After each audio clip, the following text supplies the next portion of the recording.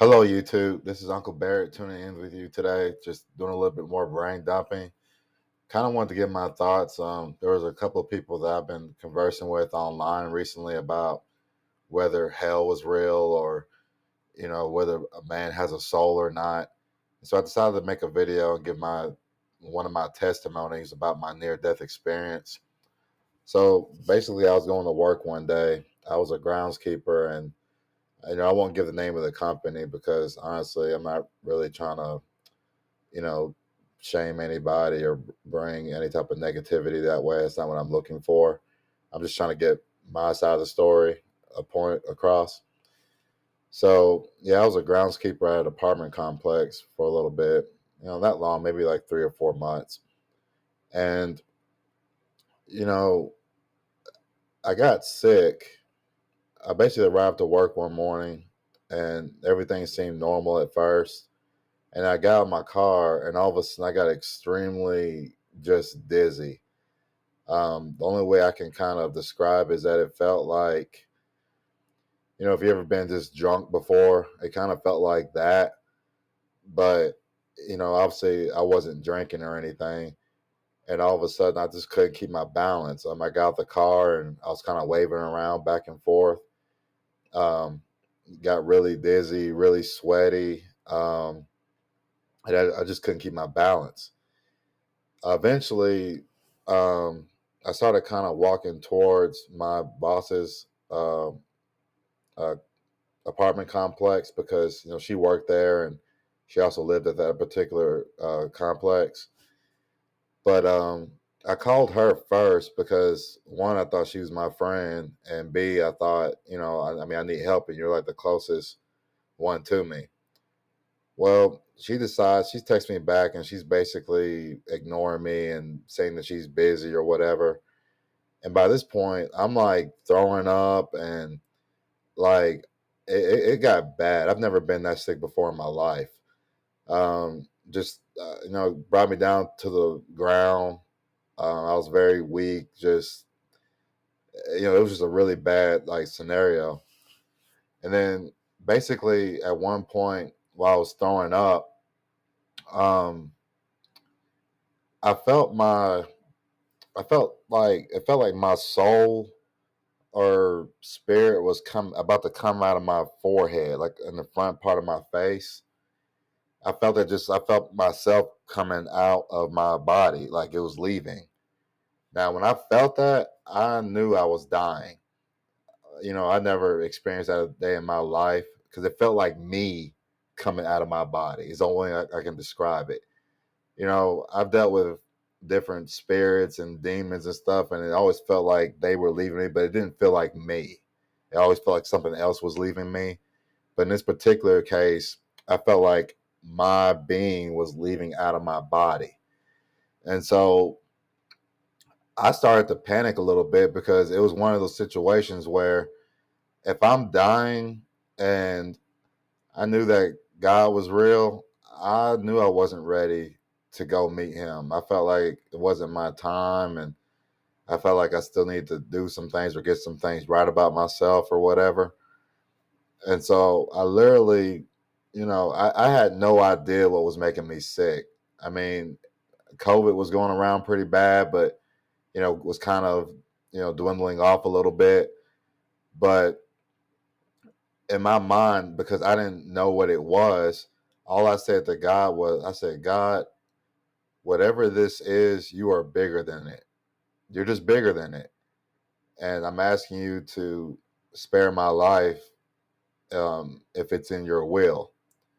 And that's when I felt myself go back into my body, like whatever my soul was trying to pull out of my face, it just went back. And um, I wanted to say that because again, a lot of people are. I think there was a woman that was trying to get an attitude with me online because I was reacting to a video where one of these women got out here and they had slept with like 1,000 men or 100 men or whatever it was within 24 hours, and literally all I said was like, "Sheesh!" Like all those soul ties, pretty much. And her response is like, "Oh, there's no such thing as a soul or a spirit. Like that's all made up." Well, in my case, I felt my soul leaving my body when I was sick.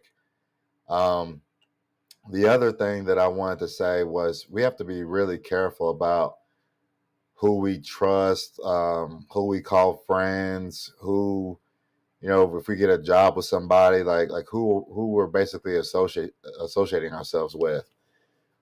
This particular lady, I didn't see her as an enemy at first, but it was very clear that, the more that I worked with her, she was trying to come across as if she was helping me or whatever. When in reality, she was just power hungry and, wanted to dominate somebody pretty much. But my point is with her specifically, when it came time, like when I really needed somebody, because my dad wasn't around, my mom wasn't around, I didn't have, like, all of those things were happening so fast. I didn't know like what was going on or who to even like call, because I was like, man, I don't got time to even call somebody. I don't know. I don't even know. I don't even know where my phone's at. And so, um, she was the closest one I could think of. And so I'm like calling her, like, hey, like, I need your help. Like I'm not, playing around. This isn't a game. Like, I don't know what's wrong with me. I'm very sick right now. And she just kept ignoring me and blah, blah, blah, blah, blah.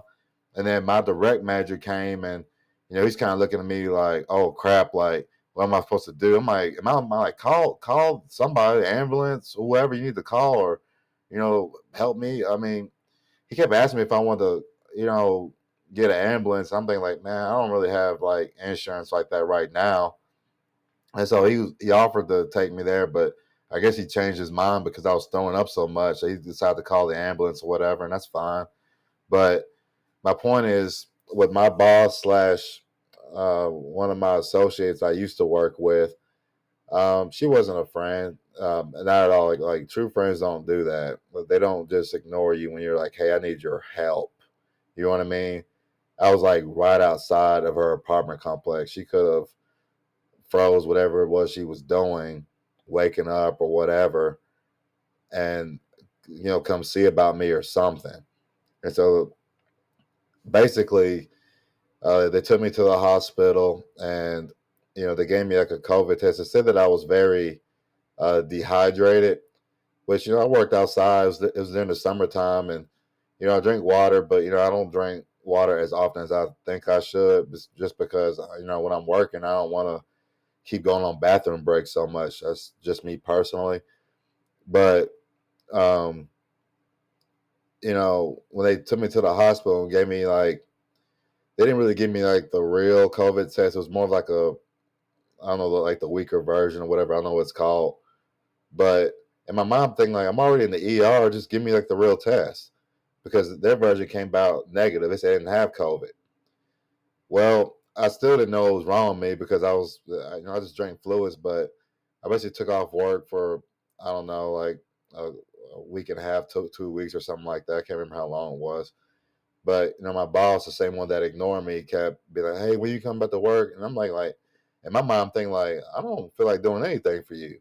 Like whatever it is I went through, I almost died, and you weren't nowhere to be seen. Now you're over there blowing my phone, talking about where I'm like, I was like, I don't owe you nothing. This job ain't worth dying for." You know what I mean? It's how I felt. And so um, it was crazy because she basically tried to like fire me. And then basically I decided to go take another COVID test, this time through Walgreens. And this time it said that I did have COVID. Now, this time I probably had COVID for probably about 3 weeks or something like that, almost a month. And like the whole time I've had COVID. So it was frustrating to go to the ER and then telling me that basically I didn't have COVID, because we all know like going to the ER is kind of expensive. But then I have to go to Walgreens for them to tell me that I did have it. And so basically, she had basically tried to fire me or let me go. But then, like, once they found out that I had COVID, then she tried to like go back on the firing or make it try to seem like she was concerned about me. And then my mom think like, you weren't concerned about me. You was just trying to save your own hide, because you realized that you fired me when I had COVID, which would have got you fired if I'd been a very petty person. You know what I mean? And so, I say this to say that, we got to be careful about, what type of friends we choose or who we choose to hang out with. Just because you would do something for somebody doesn't mean that they would do it for you. Again, I'm not going to put this lady's name out there like that or the company because, it's whatever. Like, I'm not really worried about what they're doing. I'm just trying to get my own life going and moving forward. But, it really frustrated me when she was trying to call back and act like she was so concerned. It was just like, dude, you weren't even trying to come see me when I was dying. You know what I mean? And so the only reason why you were calling me is because you was trying to save your own butt, you know? And so honestly, I mean, I think that those type of ways of thinking and just how we treat people is what's wrong with this country overall. Like we're so quick to just this dog eat dog mentality, and somehow we think that that's just the way to go. And it's like, yeah, but there's no stability in the kingdom or the community. You know, there's so much more I could say on that, but for the purpose of this video, I just wanted to kind of give my thoughts on, just the soul part. Because I mean, when I was dying, laying on that laying in the streets or whatever, just throwing up, just kept throwing up. It was bad. I felt my soul leaving. Like I felt my inner being, like my consciousness and everything leaving my body. And I had to ask God. I'm like, God, I feel like I'm dying, and I don't even know what this is, but whatever this is, you are bigger than whatever this is. They've been threatening with COVID and saying that COVID was just the deadliest thing ever, and just trying to scare the people. And I was just making a proclamation to God saying, "You're bigger than that." And I believe that day that God spared me because I just felt like if I had died in that moment, I don't think I was ready to go meet God, to be honest, because I was just doing so many things that weren't godly, or of him, that if I would have died in that moment, I don't think I would have been ready to meet him. I think I would have gone to hell, to be honest. But in that moment, he spared me, and it was just something I'm never going to forget. But he didn't just spare me, but he made me aware of, like, hey, like this job that I'm at probably isn't the place where I need to be. I know I just got benefits. I know that, maybe I had opportunity to like grow within that company and maybe do some different things that might have been beneficial to me, like in long term. But if you're surrounded by a bunch of snakes and sharks or whatever, some people are really dangerous and they're like preying on your downfall. um, Another thing about her was I remember, you know, she, most companies kind of give you like a welcome packet with, you know, maybe the information with benefits or, just something to say that basically, we welcomed you into the company. Now, she never did that. And, I never really expected her to because I really didn't care about those things. But I noticed that when I was, I guess her boss or whatever was looking into some things.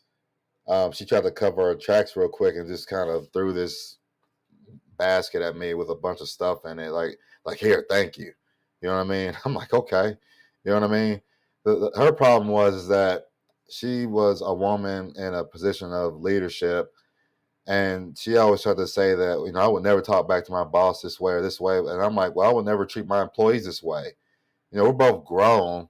You may be slightly older than me, but we're both grown. I've worked at many jobs, and you worked at many jobs, and in this case, you're just trying to dominate me. That's in a way of just abuse almost. You know what I mean? Like you don't care about results or getting a job done or yes, ma'am, no, ma'am. You just want to be in control, at least feel like you're in control. And those people are dangerous because those people they don't really see like the overall goals or the overall visions to things. They just want their name to be remembered. It kind of reminds me of King Agamemnon from Troy, when Achilles, he kept having a quarrel with Achilles. And me personally, I'm like on Achilles' side when it comes to that leadership, because like, dude, you ain't fought no battles. You just sit in the background saying this, that, but you don't really do anything. And then when good things happen, you take all the credit, and when bad things happen, you try to, discipline or hurt people or whatever. And so, me personally, I don't follow everybody. You know, I'll listen if you're leading right, but even then, I got my eyes open. I'm looking at how you're treating people. At the end of the day, do employees need to follow the rules? Of course, but we all have worked for those bosses that they'll demand stuff, and then they won't follow their own rules, but they're literally there just to be bullies, and they're losing money on top of that while they're trying to be bullies. So it's like, why am I listening to you? The company's failing, it has a bad reputation, but you're still worried about your ego. You know what I mean? And so, um, I can say a whole lot about that situation. Even now I'm getting angry, like just thinking about it. I haven't seen her in a while, and it doesn't really matter that she moved, she went her separate ways, I went mine. But for me, that was a wake up call to one. I do have a soul. I'm not just this body, and that's it. I actually do have a soul, and you know, that soul. We need to be careful about who we make soul ties with, whether it be in romantic relationships or friendships or whatever. It's your responsibility to be aware of who you surround yourself with. And so for me, I got tired of being surrounded by a bunch of fake people, smiling in my face one day and then, talking behind my back or just straight up plotting on me. And, it's not me being a victim or anything. It's just me telling the facts. I mean, there's some real sharks out there that it doesn't matter what you do. You can be smart, you know, charismatic, friendly, peaceful, mean, whatever. Like, it doesn't matter what you do. So kind of like, damn if I will, damn if I don't. There's just always people out there trying to plot on you. I can't control what those people do in terms of like their personal lives, but I can control whether I want to be surrounded by those type of people or not. So just kind of wanted to put my 2 cents in there. Let me know what y'all think. I mean, have y'all experienced anything with like just, I don't know, near death experiences or moments where you felt like, man, like that was close. I feel like I almost died, and maybe I wasn't ready to go to heaven or hell. Like you just knew that you wasn't ready to die yet. But let me know in the comments, and let me know what you like. Don't forget to like and subscribe if you like this content. And y'all stay blessed.